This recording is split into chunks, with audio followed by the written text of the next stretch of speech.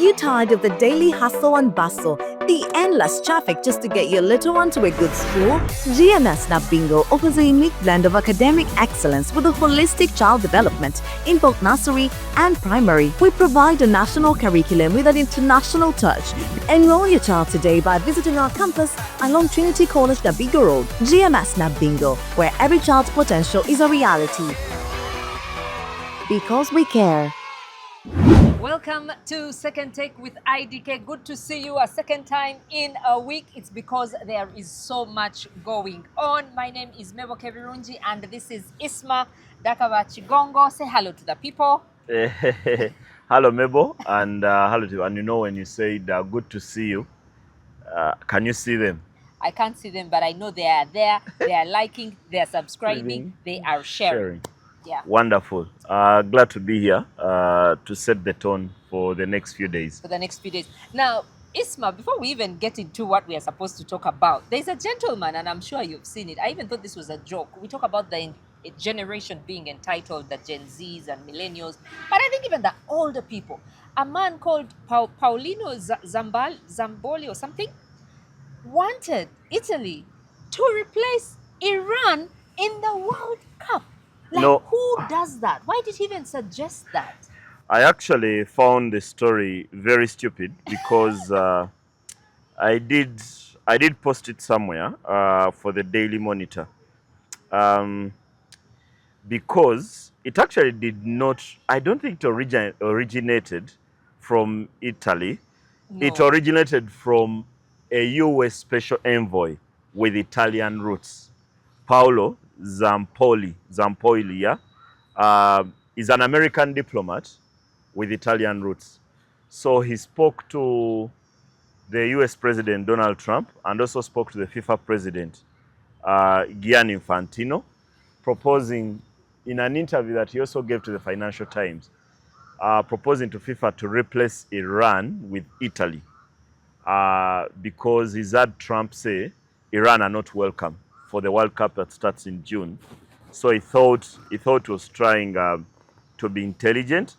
I hope he was just trying to be cheeky. But in the end, I like the response that he got from most of Italy. Yes. I saw an interview of the Italian sports minister. The name is Andrea Abodi, saying that qualification for the World Cup can only be earned on the pitch. There was a response from the Italian Olympic Committee. There's a response from the Italian economy minister because currently they do not have an FA president. They resigned in the aftermath of the failure to qualify for the World Cup. That's also in addition to the coach, Gennaro Gattuso. So it was rebuked and rebuffed by Italy. And I like that kind of response, that everything you want should be earned on the pitch. If we are not good enough, then we shouldn't be at the World Cup. So I found it, I hope he was being cheeky because I only read the transcript from Financial Times. I hope I could eventually get the interview, the video. But FIFA do have a right to allow. Yeah, to replace. So we don't know. But FIFA would not do that. FIFA have been very, very intelligent. I remember. Isn't he Italian? Swiss Italian, yeah. Swiss Italian supports Inter Milan. But no, FIFA wouldn't do that. Remember, they've had a case involving Congo and Nigeria, where they claim the Congolese could not have players with dual citizenship because the Congolese law does not allow dual citizenship at this point.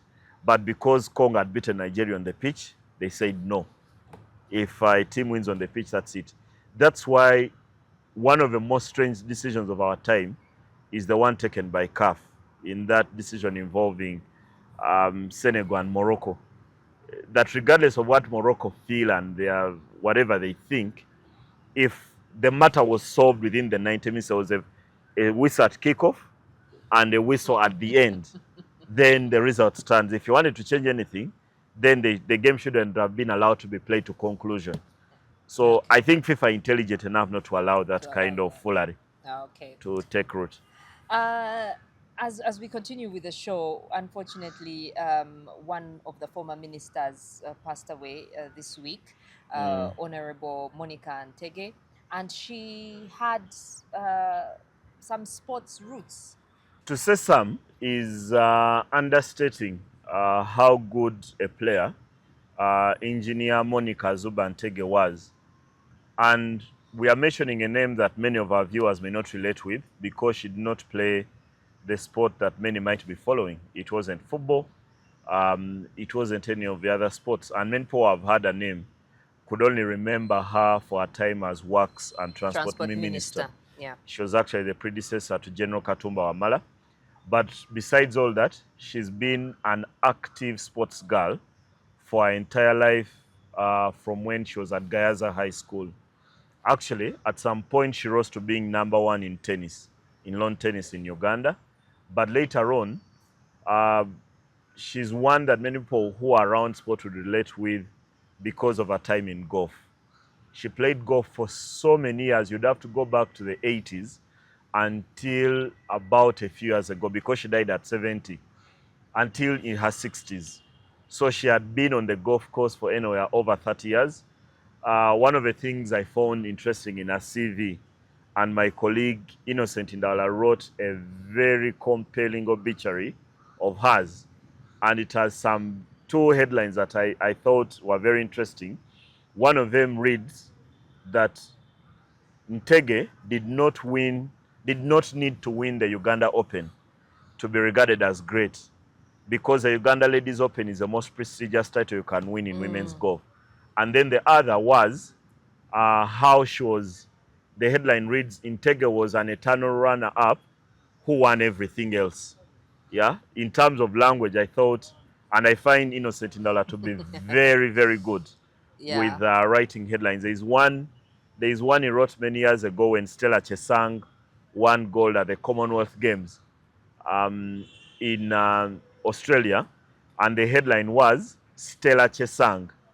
Yeah, Stella with R at the end, then Chesang. Yet her name is just Stella Chesang. Yeah, Stella. And we have different attributes. Yeah, I find myself very good with information and deciphering information and finding many facets.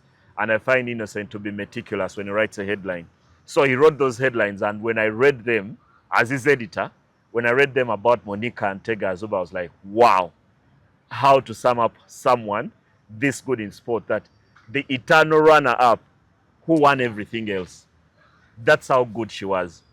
So many times over her 30 years on the course, she tried to win the Uganda Open, and many times she finished second. But every time she walked off the course, she had won so many admirers, and she had inspired so many girls to take part in the sport of golf. The Flavia Namakulas we talk about now, and many of the other golfers across the region, can draw a bit of an inspirational conversation they had with Monica and Tega Azuba. So she's since passed on this week with because of cancer. I got to learn she's been suffering from it and has been in and out of hospital over the past few years. And now, eventually, she's passed on. She's going to be laid to rest on Saturday. That is April 25th in Butambala. Her husband actually did pass on last year. And also her son is a golfer, Maurice Cheptegei. So it's a family that has given so much to the sport of golf. May her soul rest in eternal peace. Indeed, may it rest in eternal peace. Now, Isma, we both work in I don't know if I would call it corporate Kampala, but anyway, in a number of workplaces, companies give you what they call, after performance appraisal, if you haven't done very well, they give you what is called a PIP, Performance Improvement Plan. Yeah. So I was just thinking, is that what CAF is doing? Giving us a performance improvement plan and walking, because that's what a line manager is supposed to do. When you get a performance improvement plan, your line manager walks with you for the next quarter, next 6 months to see how you're doing. I was really surprised to know that CAF were in Uganda. What were they doing? Yet they had just released their report like 2 months ago. I like the way you think of it as a PIP. Yes. But they've decided to walk this with us. I think in the aftermath of the report they received about how far back we were in terms of preparing for the AFCON, and they had visited Kenya, Uganda, and Tanzania over the past 2 months, and highlighted the things that we have to do. CAF are being proactive. They know that when they took the decision to send the AFCON to this region, there were things that were not going to get right or were far behind the rest of Africa in terms of knowing what to do in a situation like this. So They sent the General Secretary, the acting General Secretary of CAF, Adamu, to come and see and also help the countries understand, help CAF understand what we are doing about the things they highlighted and what kind of timelines we've set before the next inspection comes up in August. Wouldn't have been very smart of CAF to come here, write a report, and then wait to come back and inspect what we've done in August. Because thereafter, then the next inspection to confirm that we are ready for the AFCON would then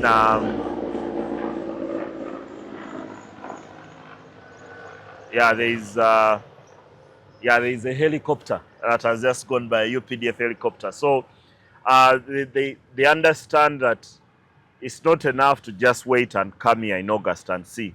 So they decided to come and meet. And the first meeting was at Mestil Hotel. And what CAF wanted to do is to help these countries work together, to put their weaknesses on the side and put their strength together. So they met the FA presidents, the magogos of Kenya, Uganda, and Tanzania.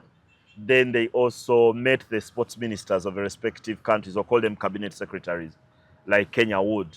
So the ministers were here and the FA presidents. So they sat at Mestil and reminded people of what we are supposed to be doing and everything.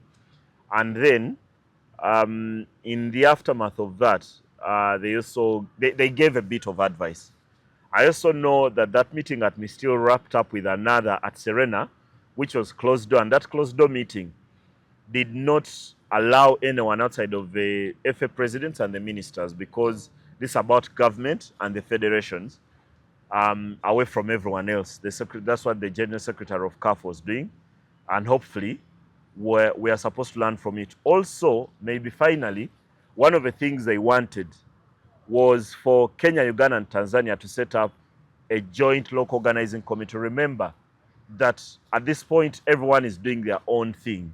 Kenya have their own LOC that does not work with Uganda's LOC, that does not work with the Tanzania LOC. So the advice from CAF is for us to come together and set up a joint local organizing committee for the three countries, and also to give us maybe a spunk that what we are doing in terms of what we need to deliver for the AFCON is much higher than the CHAN, because there's also a review of what we did well during the CHAN and now what we can improve and what standards are expected of us, because the AFCON is a higher voltage than what the CHAN would be. So that's what CAF have been doing in Uganda this week, and hopefully they stay and help Uganda, Kenya, and Tanzania walk that journey. I also know that this week the phase 2 upgrade of Nambole also did start in earnest. Oh, okay. Yeah, they've started doing the work at Nambole, and everything they are doing is being supervised by CAF, because CAF had specifications of what they have to do with the stadium. So they're not sitting back in their big air-conditioned offices in Cairo and waiting for when Uganda is done, then come and inspect. So they are telling them us at our word. At our word. So they are doing what you'd call due diligence from the word go. Yeah, where they come and see that we're told to expand these dressing rooms. So have you expanded them? Are you expanding them this the right way? So even during construction, hopefully we're not going to make more mistakes. And perhaps it's a very proactive way for a region that has never hosted the AFCON. To London now, great weekend. We have the London Marathon, and our viewers have been waiting to hear about what you have to say.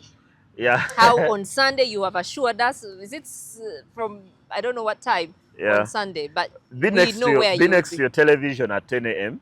to watch a world record. Maybe not a world record, but a Ugandan win. An opportunity for Ugandan winning the London Marathon. The race proper, I think, will start at 11:30 a.m. But if you watch way prior, by the time the race starts, you'll have a lot of knowledge, more than I'll probably ever have about the race. But this is one of the biggest London marathons in the history of Uganda. Remember, we are talking about an event that is part of the World Marathon Majors.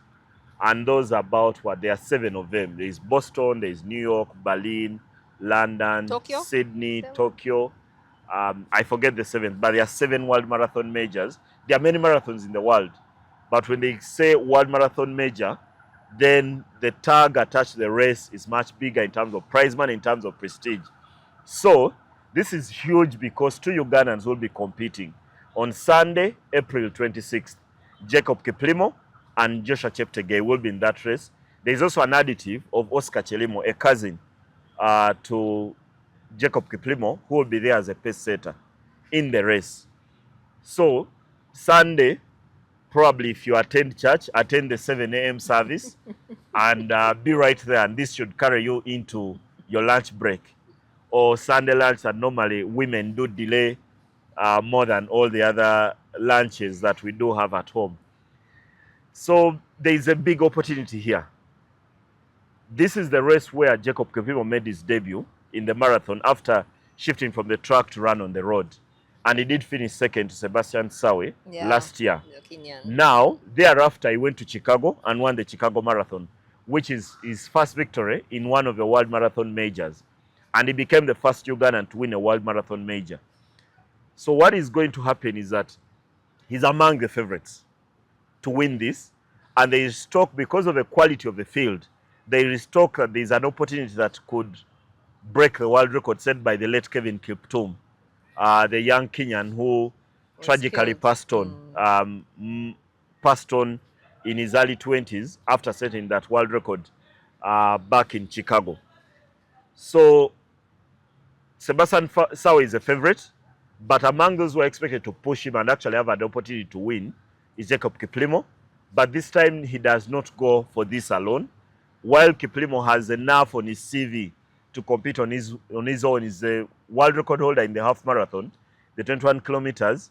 He has a sidekick in his senior and his mentor in Joshua Cheptegei. And to describe Joshua Cheptegei as a sidekick is something he may not have known his entire life.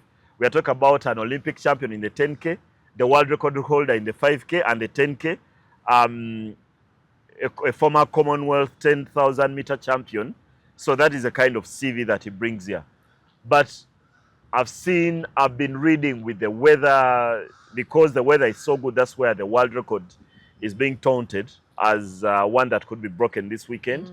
But also largely for me, it's the quality of the field. We might talk about Jacob Kiplimo and Joshua Cheptegei, but that race, besides Sebastian Sawe, also has Amos Kipruto. And I want to read, because the CVs of these guys are quite heavy on the track, that because of what they are going to bring or what we expect them to bring on the day, that if all of them are running at full throttle, wouldn't be too far off if one of them dips on the world record. Because there is 3 athletes who have run 2:02, 2 hours and 2 minutes.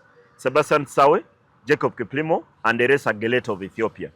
Then there's Kenyans who have run 2:03, including Amos Kipruto. There's an Ethiopian in Tamira Tola.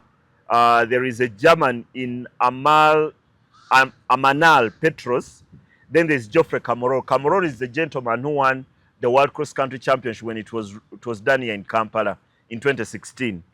Then there's Joshua Cheptegei, whose best time is 2:04.52, and the names go on and on, including a Briton called Mohammed, whose best time is 2:07.05. So Cheptegei goes into this with the 8th fastest time in the marathon, in the 42 kilometers. But because of the reputation and the CV that Joshua Cheptegei is still one of the draw cards. He may not be among the top 3 or the top 5, and actually think if he goes and finishes inside the top 5 positions, it should be a warning sign that over the next 2 years, is going to be able to clinch one of the world marathon majors. I'm actually really hoping goes into the top 5 for this one. But for the camera, for me, it's between Sebastian Sawe and Kiplimo. One of the two, barring an injury or a catastrophe of gigantic proportions, one of them is going to clinch the London Marathon this Sunday. Hallelujah. Should be a race. Hallelujah. Should be a race to behold for me. Another big event happening in the UK this weekend is the semi-finals of the FA Cup, and I now see City with the title, because what were Chelsea thinking firing Liam Rosinho at this point? Sometimes when you make a mistake, don't wait for the wound to get much bigger When than you it's have a already. semi-final, at least forget about the Premier League, but the semi-final, do they expect to win? They beat should expect to Leeds? win. They should expect to win because regardless of what Leeds have done, and they've done a very good job in pulling clear of the relegation zone, they're only playing their first semi-final or their first trip to Wembley in over 30 years in the FA Cup. So regardless of what Chelsea are, Chelsea will start as favourites. I think the Blues will start as favourites. But Liam Rosinha had to go. 106 days in the job, where the club has gone backwards in such a short spell. He coached in 23 games and they lost 10 of those. Many of us could easily forget that he actually even won his first 4 games. I think he's been doing too many experiments in game, in week, and those experiments have not paid off. I actually have a feeling that the players have not bought into his methods, either because he's young or because the ideas he's telling them do not suit their taste or their abilities. He's been trying out with a back 4, with a back 3, changing that defensive line repeatedly, and it's not gotten the desired result. I think he had to go. I don't know about when, whether the timing is right. It's never good when a coach loses their job and the time when they do it. But he had done enough to widen the exit door every single day at Chelsea. And in the end, when they chose to sack him, I never felt there was any other way to go about it. Now they have a game to play. In the end, they are professionals who are paid to play for whoever manager is hired. So Callum McFarlane, who is now the in charge on an interim basis, has to find a way, I think, to galvanize the squad in a very, very short span. And hopefully he has João Pedro fit for the game because he's missed the last few. And they look very poor without him as a target man. And this past week, they also missed Cole Palmer, who was missing from that game in the week at Brighton, where they looked very poor as Chelsea have been in the recent past. So they have to work out and just try to win a game of football. But even then, I cannot sit here and say they are favourites. Yes, they have an advantage because of their reputation, and perhaps no team has won the FA Cup more often in the last 2 decades or the past 25 years because of that Chelsea era, where they even have someone who many of us call Mr. Wembley, Didier Drogba, because he scored, I think, 4 times at Wembley, more than any other player in the past 20 or 25 years. So they should have enough in the tank to knock out a Leeds side that has shown a lot of grit in fighting for their place in the league, and also came through that bruising penalty shootout against West Ham in the quarterfinals to make it this far. But I would still insist that Chelsea should find a way to win, even if I'm skewed towards thinking that Leeds will get the result and knock them out of the cup. Just very quickly, Cesc Fabregas's name has been mentioned as a possible contender to take on the role at Chelsea, in addition to Felipe Luis, Marco Silva, and Andoni Iraola. Yeah, so we have talked about him at Como. Many of the reports I've seen with Sky Sports are saying that the owners admit to have made a mistake when they appointed Liam Rosinha, and they admit to have made a mistake when they fired Thomas Tuchel. And they say they are going to take, and they say they are going to take even Maresca, but they reference largely Thomas Tuchel because of his experience. But they also admit that they are going to take their time to chew over and mull over this before they make a decision on who is going to take over at the club, and that will be in the summer. So it's a bit too fast, I think, to be throwing names around, but that's what I think the media will do. Fabregas is a fan favorite for the time he played at Chelsea, and we've all seen he's done fairly decent at Como. They are fighting for Champions League place in the Serie A. All the other names, I think, being thrown around would have an advantage over Fabregas because of Premier League experience in the case of Andoni Iraola, who announced the previous week as leaving Bournemouth.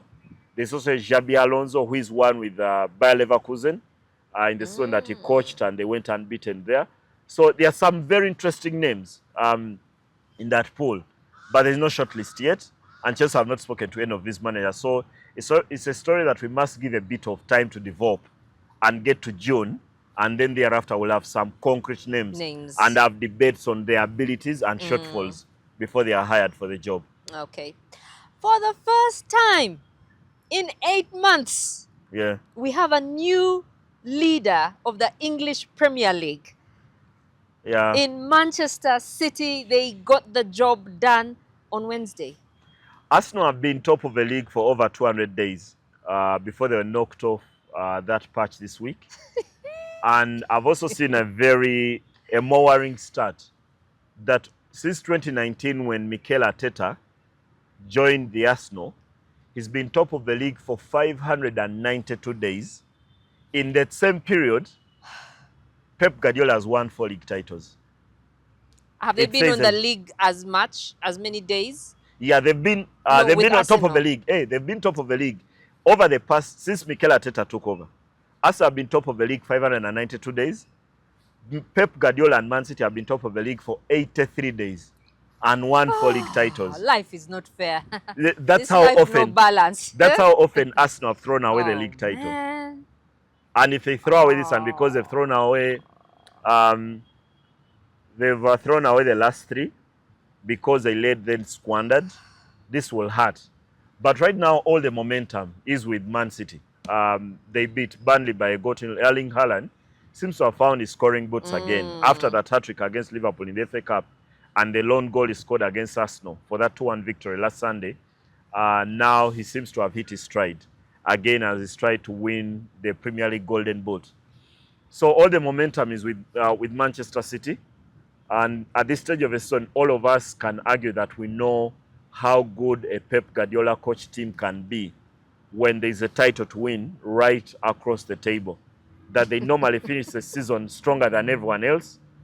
And Arsenal have to find that extra thing, especially while I think many of us were impressed with how well they played against City at the Etihad in the league, even if they lost. Now they have to play the same way if they are going to get back top of the league. With Newcastle this weekend. Yeah. Newcastle has been a fairly boggy side against Arsenal. Yeah. The stats may not tell for the last 5 encounters where Arsenal have won 3 and drawn and lost the other 2 to Newcastle. But they ask a lot of questions. Luckily, I think you'd rather play Newcastle now than at any other time of the season. They've been struggling. Their players, we've discussed Anthony Gordon and the positional movement that moved Nick Voltamada from the forward line and played him in midfield. And then the change in their midfield structure. Suspended. Yeah, Joelinton suspended. And then the things we've done with their midfield. The injury to Bruno Guimaraes hasn't helped. Right now he's back fit. And we've also seen they've had several struggles. Harvey Barnes has not been very efficient on that left flank. And then there's also Jacob Murphy on the right side, whose main attribute is work ethic and not conversion on the other side. And there's also questions about the future of Eddie Howe as a manager. When he first came into the club, they were fighting relegation. And now he's stabilized them, got them into the Champions League, but now they've backslid again. There was a time they finished second. Yeah, they've backslid again. And now they're just not far away from relegation, even if they're not necessarily fighting, because they are above the 40-point mark and should comfortably stay in the league. So maybe it's a good time to play Newcastle. And I would love to see Arsenal play with the same kind of attitude and the same way we saw them play against Man City. If they do, they'll top of the league. But if they retreat to the way they were playing for the previous month before that game against City, then they are even deeper trouble. Because while Man City are off this weekend and they'll be playing Southampton in the FA Cup semi-finals, they'll be watching what is happening at the Emirates on Saturday night. So Arsenal cannot hand Man City the title on a silver platter. They've got to go there and compete and play as well and create chances and put Newcastle on the back foot. And if they get the 3 points and then reestablish that gap, so that when City get a chance to play again next week, then there's a gap for them to make up at the top of the league. Now to the other end of the table, 2 are down and 1 to go. It will be the biggest story if Tottenham are relegated, but they are away to Wolves. If Tottenham get relegated, it will be the biggest story of the season. Yeah. It will be bigger than Man City winning. Or Arsenal winning after 20 years. Or it will be at par with Arsenal winning the league after 22 years. Okay, Wolves, they play Wolves. They've got to win. If Tottenham do not beat Wolves at the Molineux this weekend, a relegated side, I think I can then declare they have a 75% chance of getting relegated. West Ham is against West Ham will be at Everton. Yes. Nottingham Forest will be at home to Sunderland. Yeah. On paper, Nottingham against Sunderland is a tougher game for Nottingham. Let's take Leeds out of this conversation because now they're on 39 points. They probably need one more result to seal their place in the Premier League next season. Just like I could say Man United needs 6 more points only to confirm that they'll be playing in the Champions League next season. If Tottenham and Roberto Di Zerbi do not find some kind of mentality monster in them or some kind of grit when they take a lead, for example, against Wolves and do not win at the Molineux, we can as well start to write their Premier League obituary and emphasize that Tottenham will be playing in the Championship next season. This is a must-win of proportions that Tottenham may not know, because I have a feeling that one of Nottingham Forest or West Ham will win. And if one of them win, then the gap between them and Tottenham will be 5 points, which is 2 games of football. So it's actually almost unthinkable. Unthinkable. Yeah, that Tottenham would one day get relegated with that magnificent stadium, one of the best in the world. Yeah. It will be quite a story. Now to the Serie A. Torino, can they stall Inter's win or them being crowned? And I think Zapata is back from injury. Yeah, for Torino. Duvan Zapata, their striker, formerly made his name at Napoli. This is a weekend where Inter Milan could be champions. If they win their game at Torino and Napoli, who are 12 points adrift, and AC Milan do not win, Napoli, I think, play against Cremonese, and Milan have a home fixture against Juventus in the Derby d'Italia, it's called. So this is a weekend when Inter Milan could be eventually crowned champions. So for everything that Italian football has lacked, and Inter Milan have had a topsy-turvy season. They did not do very well in Europe, were knocked out by Emino in Bodo Glimt during that brilliant run that eventually Bodo Glimt could not go any further after knocking out Inter Milan. Is that they are into the Coppa Italia final, because this week they've also beaten Como. And that result is the second time they've had to beat Como in 10 days. Because remember, the other week they beat them in the league, where Como led 2-0, and then Inter Milan came back and won that game by 4 goals to 3. Then this week, again, the Coppa Italia semi-final return leg, Como led 2-0, and then Inter Milan came back and won the game by 3 goals to 2. So for a season that has not been very good for Inter, because their ambitions also stretch into what they would have done in Europe, they could end up actually winning a double. They could end up with 2 trophies, and that would not be a very bad harvest for Christian Chivo, who took the job in the aftermath of Simone Inzaghi leaving. And after that horrible Champions League final loss to PSG, and decided to go to Saudi Arabia. Now Christian Chivo could end up with 2 titles, the league and the Coppa Italia. That is not a bad harvest. Speaking of PSG, 1 point, I believe, separates them against Lens. Yeah. Lens are away to Brest. Yeah. Can they do some, cause any, because it's also another, what you call, a fairy tale for Lens. Yeah, they've done very well to get themselves into this position. In French, the French call it loans. Oh, loans, okay. That Lugezigez of French. Racing loans. They've done very well to get themselves into this position, but I saw a very good sign for PSG this week. They've struggled a lot in the league, more than they've struggled in Europe. But I saw them beat Nantes in the week by 3 goals to 0, and I thought Kivicha Kvaratskhelia was as good as he's been in Europe. He hasn't scored as many goals in the league as they've scored in Europe. Same with Dembele and all the other guys. They've not done very well in that area. But now they're in a position where they are up by a point. Racing Loans have actually played a game less, but that game in hand is against PSG. So the math is simple. Loans over the next few weeks, when that game is eventually rescheduled, that's a game that was called off in the week between the 2 games against Liverpool for PSG. If Loans want to win the league, they've got to beat PSG. By the way, So Loans this were not happy about that. yeah, they were not. They were not. They were not. Yeah. They wanted to play their game because they knew they would have an opportunity against a fatigued PSG. And the French League or the French Football Federation decided that we've got to let PSG have a chance in Europe. So it will be very interesting over the next few weeks. But entirely for me depends on what Lons will do when eventually they play that game in hand against PSG. Okay. Any comments about La Liga? Still the 9-point difference. This weekend, I think Real Madrid have a tougher fixture. They are away to Real Betis. Barcelona in Madrid, where they'll be playing against Getafe. This should be the final fixture before we get to that El Clasico, which may not be very relevant if Madrid, for example, were to lose this weekend, because that would imply that Barcelona could win the league before or would not need anything from that El Clasico. But the bigger story, I think, is Lamine Yamal got injured taking a penalty against Celta Vigo this week, and will not play again this season for Barcelona, but they are preserving him for the World Cup. They think he will be fit for the World Cup, and would be very unfortunate if Lamine Yamal joins the list that has players like Hugo Kitike. Isma, what happened to Kitara?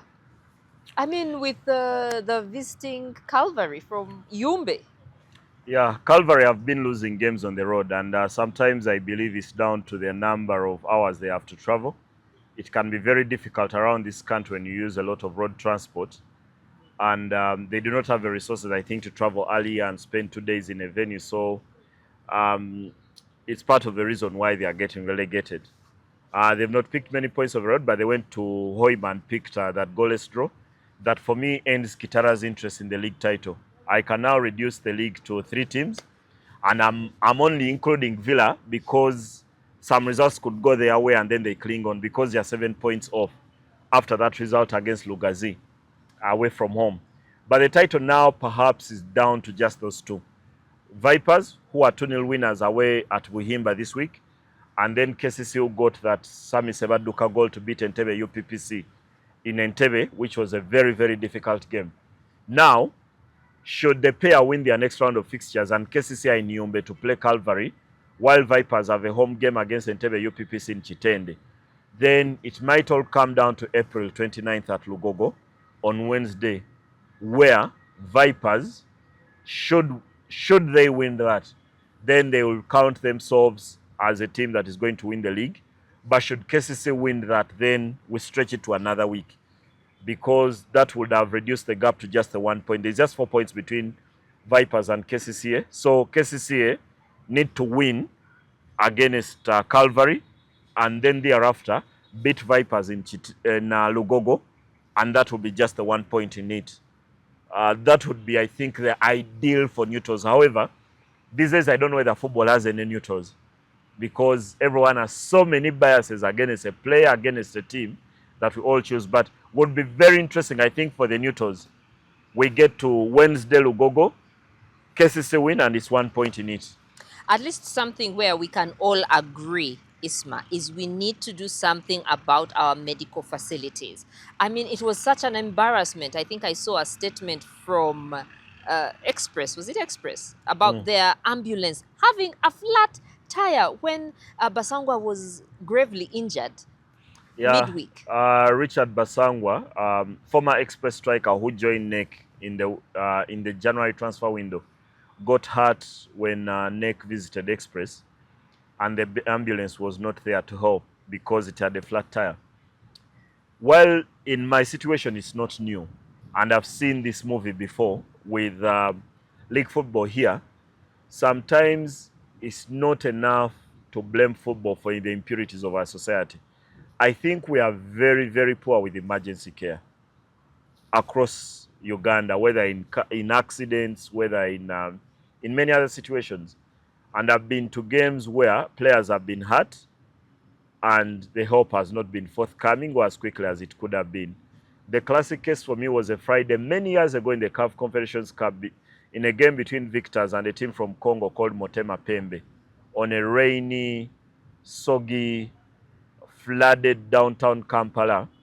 I think the player who got hurt for Victors should have been Yuda Mugalu. And the ambulance where the ambulance was placed, the driver had gone with the key, and the person who opens the gate had also gone to watch the game. You should have seen the chaos to get that player out of Nachivubo. And this was the old Nachivubo, a lot of chaos. Forget these days, okay, there are walkways and some places you're not allowed to drive or ride there. So this Richard Basangwa case, while for many of us will get our tongues and our fingers talking on social media, it's a reminder of where we are as a country, that while we've set rules currently, that for basketball there is an ambulance often, for rugby a game cannot start without an ambulance, for football and across many sports disciplines, we are still having the ambulance, the shell, not the equipment, not the needs of what an ambulance will be. And perhaps this is instigated by our leaders, because every politician we vote into office buys an ambulance, buys a NOAA, and puts a light on it, and puts a tiny bed inside, and all of us have followed the same pattern. Because Mabel, you and I know what an ambulance is, what constitutes an ambulance. It has gadgets, it has oxygen, it has all these things. It probably has a machine with that electricity. Or something. Yeah, something that restarts your heart. Restarts your heart, something like that. What we have are shells. We have vehicles that in politics, for the politicians, largely transport dead bodies. Now, that because our leaders have done that, people in sport are also doing something similar. They have ambulances that are shells. Yes, I would love a situation where Richard Basangwa was treated very well and eventually spent the night at Casey Hospital and is now out of danger. But some of the things, the impurities of our society, and sometimes when I mention it, I've seen people who say I'm letting sport get out with impurities, but the impurities of our society are affecting sport. Emergency care is a very huge challenge, that someone could have an accident on the road and they could have survived. Maybe we are not God. We all say God has decided. But the next care, the emergency care they are going to get is 30, 40 kilometers away. And that time is very, very important. Sometimes when our players get injured on the pitch, and not the kind that is life-threatening like Basangwa, the first 24 hours of the care they get if they have hurt their ankle or knee or whatever part of the body is very important for their recovery. So we end up losing careers in that way. So it's unfortunate that Express did not do due diligence in that area and would have loved a situation where the ambulance was there. It has medical practitioners and has all the equipment. I can imagine if NEC had not done their own job because it was driven out of Nachivubo in a Land Cruiser of one of the officials of NEC. Like it's a UPDF side, they have the resources, someone has a NEC. But I've been to games where players have been driven out in a NOAA, in a Primo, in every kind of car. Very soon they're going to be driven out of a stadium in a tukutuku if we do not do something about how we have emergency care or medical care at stadiums. The NBA. Yeah. Give us some updates from there. I saw some great news from about Wemby, Victor Wembanyama. He's been the biggest story this week because he suffered a concussion in that game 2 loss that the Spurs suffered the Portland Trail Blazers. So he's placed under concussion protocol, which prevents him from taking part in any kind of training for 48 hours.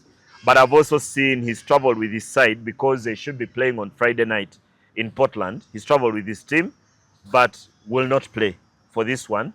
But they are hoping that he gets clearance from the NBA and works out for Game 4. But that series, like I mentioned, in the Western Conference is 1-1 between the Spurs and the Trail Blazers. The others, the seed 1 are leading the seed 8, that's OKC. Against the Suns, that's 2-0. And they've had an incident involving, I think, Devin Booker. He criticized the referees in Game 2 and he's been fined, but he also was given a technical that has been rescinded by the NBA. So that technical does not count. Then my Lakers are leading the Rockets by 2-0. Now the series shifts to Houston, where you hope that Kevin Durant will be in better health now. But I think the other series that is making a lot of the news in the West is a series involving two teams that have played more often than all the others over the recent years. That's the Denver Nuggets against the Minnesota Timberwolves. That is seed 4 against, rather seed 3 against seed 6. The Navigates are seed 3 and Timberwolves are 6. Currently, the Timberwolves lead that series by 2-1. The Nuggets won game 1. The Timberwolves won game 2. And then the Timberwolves took the Nuggets to school in game 3. And that series is now 2-1. But there's also been words that have been exchanged, instigated by the Timberwolves small forward and defender, Jaden McDaniels, who said the Denver Nuggets cannot defend. And they went and showed that in that smothering in game 3. So game 4 should be very interesting, and that series remains in Minnesota for game 4. Then in the Eastern Conference, the series involving seed 1 and 8 is tied 1-1. That is Pistons against the Orlando Magic. Then the Cleveland leads the Portland Trailblazers, the Toronto Raptors by 2-1. Portland won game 3, 126-104, huge margin.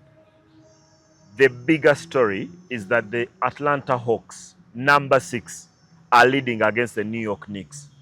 That series now is 2-1 after CJ McCollum scored that jump shot with 12.5 seconds in game 3 to ensure that the Hawks have won, and now they lead 2-1. Knicks have a job to do. They have a big job to do to get back in that one.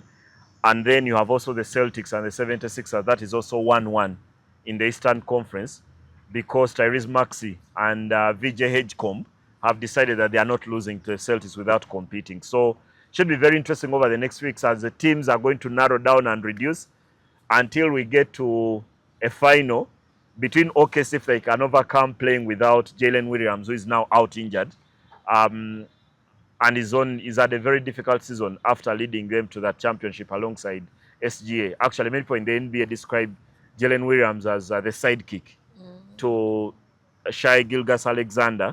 He's only played 33 games this season out of the 82, and he got injured in game 2 and won't be part of game 3, and they do not know when he's going to return over the next week. So it should be very interesting how OKC deal with the absence of Jalen Williams. Okay, and as we conclude, Isma, why should we take note of FUBA? You actually spent a lot of time giving the case for FUBA taking games to Hoima, and it was a good thing. And I'd even asked you how much would the tickets be free for the locals there. And guess what they decide to do? So I'm thinking, why should we even take it? It seemed realistic, a pie in the sky from the get-go. It seemed realistic, but one of the mistakes unrealistic. I made... It seemed unrealistic, yeah. But one of the mistakes I made, I think, was not look at the cost on the side of the teams. And I know that the decision to take games to Hoima has been rescinded after teams went to their leaders at FUBA and told them it would be counterproductive to take games to Hoima because teams do not have the resources. I read, and there are people who have covered this story very well, Sports Nation Uganda, I've seen NIM Sport, and a few others of the websites, is that they broke down the costs. And for a team like Namwongo Blazers or City Oilers or JK Lady Dolphins and JT Jaguars, who are the centerpiece of that weekend in Hoima, sometime in May, they would need about 1.5 million shillings per day to go to Hoima, to feed the players, to have them train, and also have them a place where they would be staying. And some of the costs they were thinking about was 50,000 per room for these players to play there. So in terms of cost, the teams... But those teams can afford. They can't. They can't. They do not have the resources. Most of the players in basketball are largely university students for whom teams are paying tuition or right out of university without many demands of life. Yeah? So there is in terms of cost to manage. So the teams went to FUBA and told them we cannot manage this cost, and FUBA to drop the idea. So unfortunate in a way, but when you're discussing 1.5 million per game or per player? Per day, per team. But you go for just like 2 days. 3 million? Do you have it? City Oilers have deep pockets. That is one team. They are not the only ones who will be playing. So in terms of cost, do you have 3 million, Mabel? But to donate to basketball collections or a game that we think about having for free? And I remember telling you that in the end, the only team that had decided to have fans travel to Hoima would have been Namwongo Blazers, and at the most I would have seen a Costa or 2 taxis. That's the number of fans. And currently, when the games are played here in Lugogo, basketball has been struggling to get the numbers to come and watch games. That the only game that fills the arena is Namwongo against City Oilers. After that, the people go out and then return for Namwongo against City Oilers. So they are not even generating the amount of resources that would make this economically viable. So in the end, football have taken the right decision in terms of what is in people's pockets. Imagine we are also in the middle of a meaningful fuel crisis. I know. In some petrol stations, people are spending as much as 7,000. I saw that. For a litre of fuel. So in terms of cost, the teams have had their way. But it's also a reminder of FUBA how much they have to do. Because in the end, for how long then do we have to take City Oilers to Hoima and Namwongo to play there? What if we start to build capacity around the schools that have courts so that they can There's use... a Hoima team there. Yeah, they can use the Hoima City Arena to play. Yeah. If these games, for example, had been taken to Gulu, where we've seen Gulu Hawks play in the league before, would make a lot of sense.